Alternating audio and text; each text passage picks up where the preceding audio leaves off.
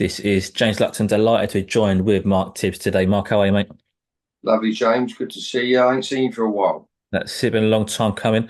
Today we're going to talk a little bit about your boy Johnny Fisher and his upcoming fight against David Allen. Um, Firstly, a lot been made about the sparring session the two shared a long, long time ago. I want to start there and talk about the progression that you've seen in Johnny Fisher, obviously since his early days, since he first joined you. Have you been surprised by his progression? No, I've not been surprised by his progression, but every now and again I have to take a step back and acknowledge it because it's lovely when serious boxing people tell me, "Blimey, he's coming on," and he really is. He really is coming on, and he's doing a good job, mate. He's doing a good job. He's working. He's working at the craft very well. In terms of that initial spot, it was a long time ago, and they both acknowledged that they're both changed men and changed fighters at this stage in their careers. Do you think there'll be any sort of psychological edge in terms of that spar and Johnny knowing that Dave obviously did ping around the ring a little bit at that time, but obviously he has come on a lot now? Listen, I don't believe, or I believe, I don't believe, or I believe, right, that them two fighters, as in Johnny Fisher and Dave Allen, they're too smart enough to know that was then and this is now.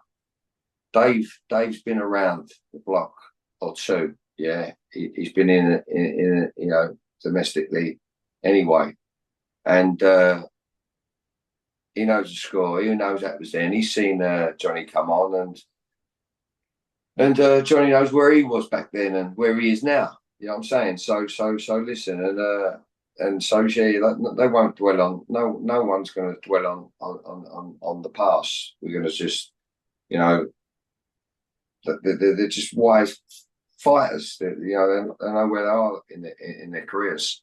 So no, they can't. Can't. I don't believe they both on one. They can't draw on the past. Nothing to draw on. That was then. This is now. I mean, since then, obviously mentioned this is now, over the last few years, Dave Allen has sort of toured with retirement, dipped his toes in and out of retirement, come back. He's gone back onto small horse shows. And, he's got his reasons for coming back into boxing after he decided to retire, whatever they may be. He knows, only him know. And as he's taking this fight, he obviously feels that it's a fight that he can win with Johnny. Um, but a lot of the public feel it's a bit of a mismatch. It's heavily favoured in Johnny's favour. Just talk to me about Dave and what he does well at this stage. Well, listen, look, you can't. There's a lot of stake. Yeah, he's a very, he's a proud human being. He's got a good team around him. He's a very experienced fighter. Now, when you do things with ease, with ease, like second nature, yeah, he'll never lose that. He'll only get better than that with age. You know what I'm saying? Uh, but but you know, I know fighters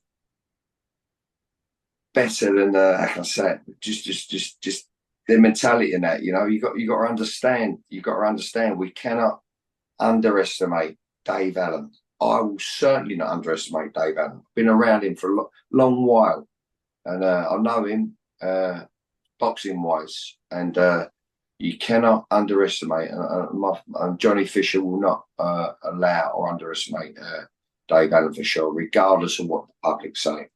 You know, listen, he's got a big like carrot there. If he beats Johnny, he goes again. You know what I'm saying? So yeah. So I feel that we're gonna. I don't feel we're gonna prepare for the best Dave Allen there has been, and I'm sure he will because of what stage he's on. Yeah. Obviously, you mentioned the public feel it may be a mismatch, but yourself and Johnny not underestimating him. Is it Johnny's biggest test on paper? Yeah, it is. It is. It is. As I say, like Dave's been around. Dave's been around. When I trained Dillian White, Dave boxed Dillian, and Dillian eyed him for sparring after, and so. I always felt before this fight come off. I always felt that there's more to Dave. and there's more to his boxing, and no one could bring it out, no trainer could bring it out. But I know there's more to Dave than he used to do. So this could be the fight. What brings it out in him? We've got to prepare for that. I've got to prepare. Johnny for the best Dave Allen there is or can be, and Jamie Moore ain't no mug. Training wise, I think I sent one of my fighters, RV, on to Jamie once when I was busy with Dillian, and so I wouldn't put my fighters with anyone, and yeah, so no, yeah, he ain't gonna be no pushover. I don't believe. I was going to come on to Jamie, and Can suck us in, and make us think that, but it ain't gonna work.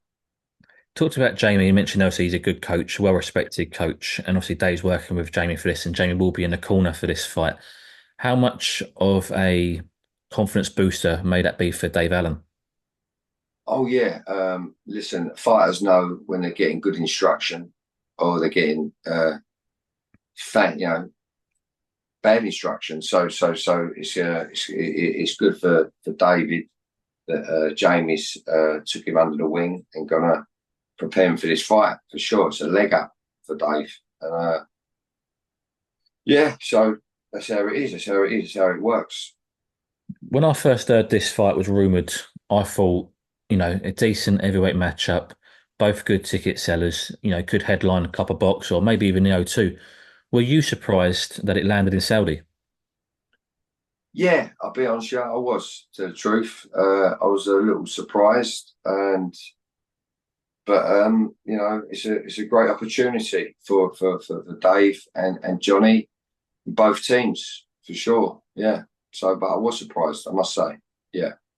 With the element of Saudi and obviously Turkey Al Sheikh, and we've seen the Riyadh season cards and the money it brings as well, the fortune that comes into the fighters' pockets.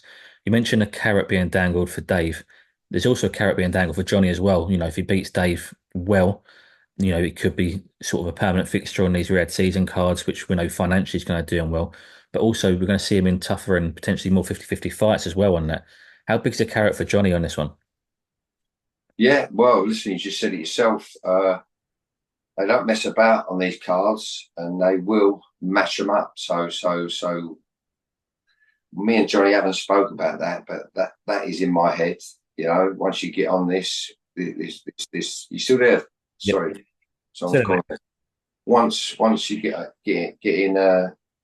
on this platform like this, like we are, but can't look too far ahead. So we've got to look good against Dave and Johnny. I promise you, will grow as a fighter and as a human being, and he is, and he's coming on wonders. So once we've dealt with Dave, and hopefully in good fashion, then we'll see what the future presents itself.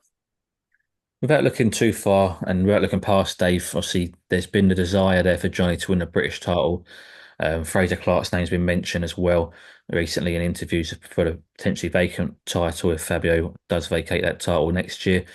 For yourself, is Johnny ready for a British title shot in 2025?